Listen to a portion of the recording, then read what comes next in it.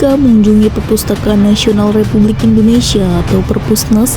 Sebelum Anda masuk menuju gedung utama Perpustakaan Nasional, ada bangunan seperti pendopo yang merupakan cagar budaya dan difungsikan seperti museum. Pada gedung satu lantai ini ada 4 ruang utama, 2 di sebelah kanan dan 2 lagi di sebelah kiri. Masing-masing ruang ini dilengkapi dengan virtual yang bisa menampilkan audio serta visual terkait informasi dari tiap ruangan.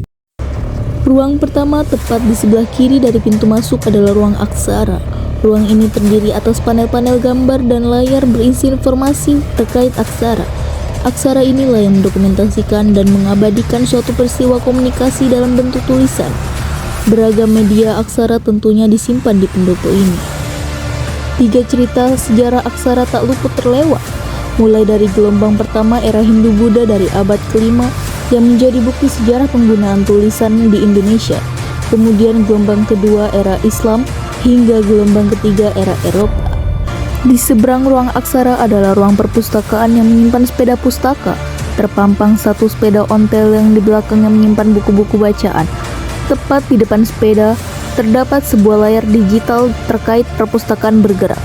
Pada zaman dulu dengan kondisi geografis yang beragam dan ketersediaan perpustakaan belum merata, sejumlah lembaga menghadirkan perpustakaan bergerak dengan menggunakan moda transportasi untuk berkeliling ke lingkungan masyarakat di daerah tertentu.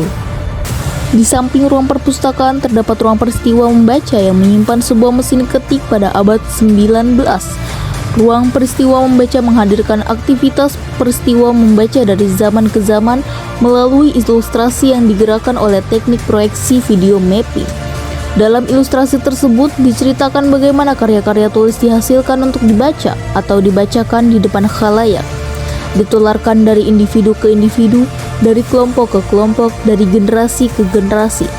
Bagaimana bacaan-bacaan itu dipatrikan dalam batu, disenandungkan di hadapan banyak orang, didiktekan sampai dibaca dalam hati. Pada ruang ini pun terdapat video animasi mengenai pengaruh membaca terhadap struktur otak manusia. Di seberang ruang peristiwa membaca terdapat ruang media yang menghadirkan berbagai jenis alat dan media tulis di Indonesia yang tertuang dalam naskah-naskah kuno peninggalan leluhur. Media tulis diolah dari bahan-bahan yang tersedia di alam sekitar, seperti bambu, daun lontar, daun gebang, dan daluang. Bahan-bahan tradisional ini membuktikan kearifan lokal masyarakat Indonesia. Pada ruangan ini terdapat artefak dan film dokumenter yang membahas mengenai daluang, salah satu bahan media tulis asli Indonesia.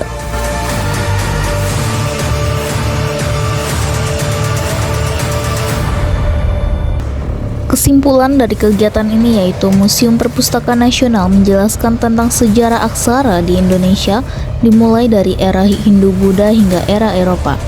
Tidak lupa untuk memperlihatkan mesin ketik pada abad ke-19 dan sepeda pustaka yang dikenal sebagai perpustakaan bergerak, serta memamerkan media tulis yang terbuat dari bahan-bahan yang ada di alam sekitar.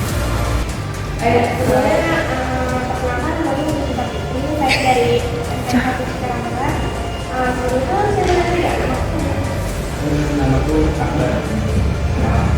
Jadi menurut pandangan kakak, apa yang membuat kakak tertarik tentang museum ini?